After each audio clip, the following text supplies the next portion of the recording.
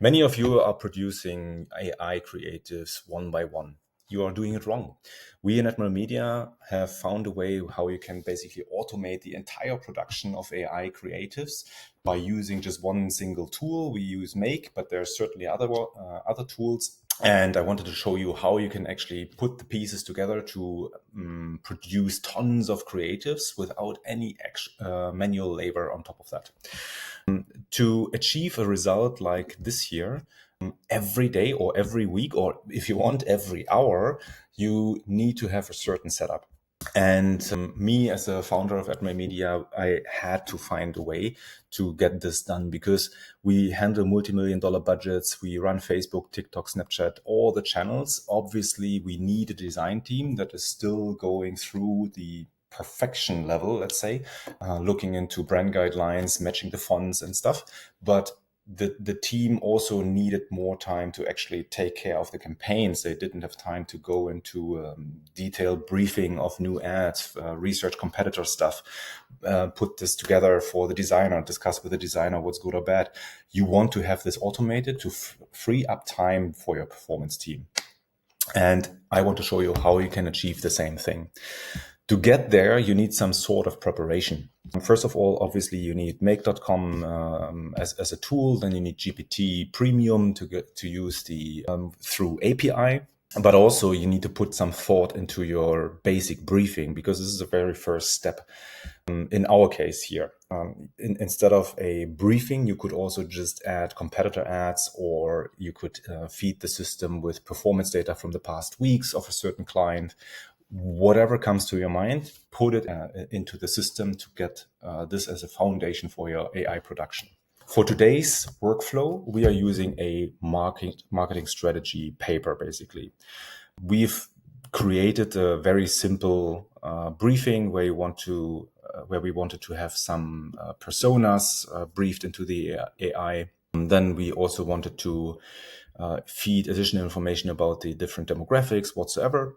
But you could also add more localized information, audience details, maybe the onboarding flow of your app, or even limitations of your product. Let's say you're a food delivery business and you can't operate in certain areas of the country. This should all live in this strategy paper, which you then use as the first starting point for the AI. So let's jump into it. You create a new scenario in Make and basically want to connect to this just created document. So you're looking for Google Docs, get content of the document, you're connecting your Google Drive, and you then search for the document. In my case, it's shared with me, choose file. And here we should have the Tinder strategy. Give it a second. Tinder's marketing strategy. There we go. Save. That's it. Now we already tell the system, hey, pull all the information from this Google document. Next step. You want to split out different work streams. The first stream is basically connecting GPT, and we want to generate an image. Also here, we are using our last connection. We want to use the GPT image 1 model. It gives us the best results, and you need a prompt. And here it gets a little bit tricky. I will show you a little later how we got to a prompt and how this can look like. Let me click hide here. First, we jump into the advanced settings. We tell, hey, we want portraits, we want high quality, we want to have an opaque background, and we want to have 5 different creatives with a low moderation. So now back to the prompt. Here you see it automatically opens this field. You can enter a ton of dynamic fields, but let's say in our today's workflow, we wanted to keep it as simple as possible so that you can follow the thought process in a better way. We've asked GPT to give us a nice prompt. You can see here, there's a lot of stuff that we are feeding into the system. Please give us make.com flow prompt. And here we got a different result, various prompts that we could use. I've prepared them in my document here. You can see we have selected the nightclub prompt, but also a rooftop prompt. This is a second work stream that I'm going to show you. Let's start with the nightclub. We are copying this again and feeding this here.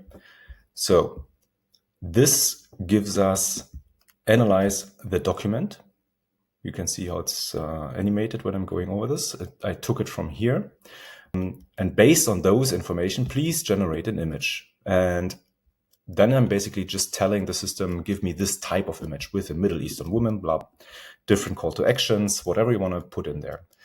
Obviously, this is not a super dynamic prompt because the strategy paper is basically given. You can change later on every week, every 15 minutes, what you put into the strategy paper. But everything else here is very static. So you will basically once in a while workflow, and it will give you pretty much the same output at the end of the day. But you can, as I said, you can have a very different prompt that has a lot of dynamic parameters or different inputs. Like performance data from the past, competitor ads, or you just create another document where you constantly feed in new information. Instead of Middle Eastern woman, you put there just all sorts of things of demographics into this document, and then the system can go through them one by one. Whatever comes to your mind, it's fully dynamic.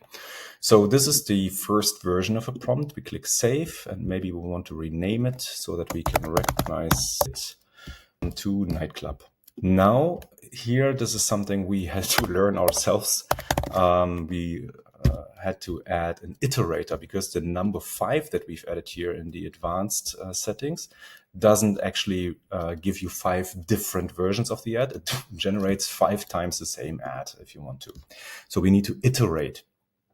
And the iterator uses an array. And here it was a little bit tricky. How do we give us different versions?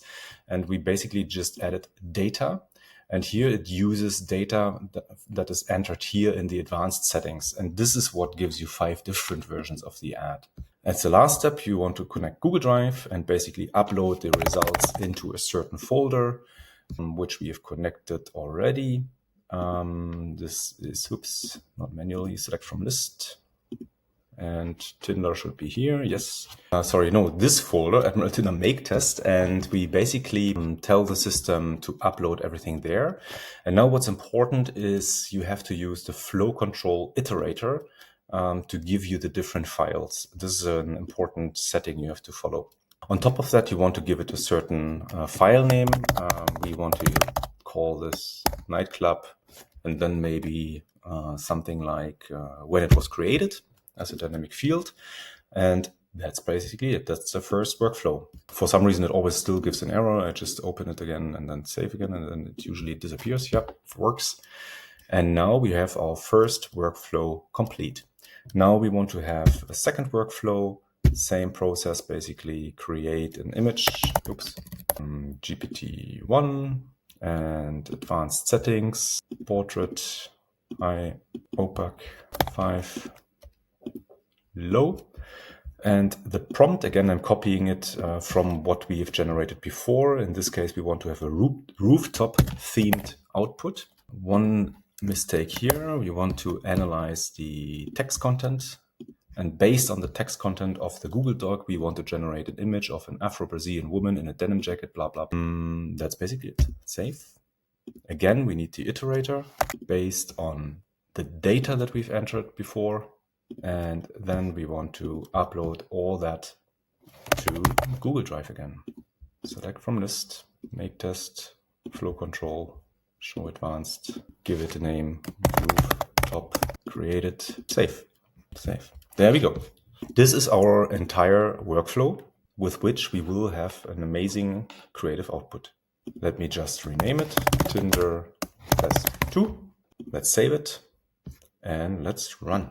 You can see it's reading the document. Now you can see here, it's generating the images. This takes a little bit of time. In the meantime, let me maybe jump back into the folder. You can see it's still empty. There's nothing. If we jump into the production and just wait a few minutes, you can see we started the process probably at 10 and 2 minutes. Let's see how long it takes. There you go. You can see it's producing now or uploading the files 3, 4, and number 5. And then it will jump into the second work stream and again generate images based on the prompts that we've entered and based on the strategy paper we've entered. Just to summarize, you can, instead of using a strategy paper or on top of that, you can have a folder at the beginning where you feed in every week a CSV file with performance data of your creatives.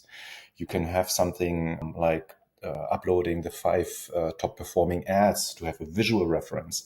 You can upload a folder of competitor ads. Whatever you can think of, you can use as an input field, and then based on that, you can generate prompts and automate 100 different work streams where you get a ton of creatives basically every 15 minutes if you want to. It's insane. This ideation and production process enables you to super scale your ideas. This helps your designers basically to get better briefing because it's a visual briefing. They just need to clean up the images. They just need to regenerate the same image with maybe Shutterstock pictures if you want to use AI images or similar. Flow is ready. It took us exactly 2 or 3 minutes, and the result should be visible now here. Let's maybe, there we go. Let me open it up. Amazing. What do you think?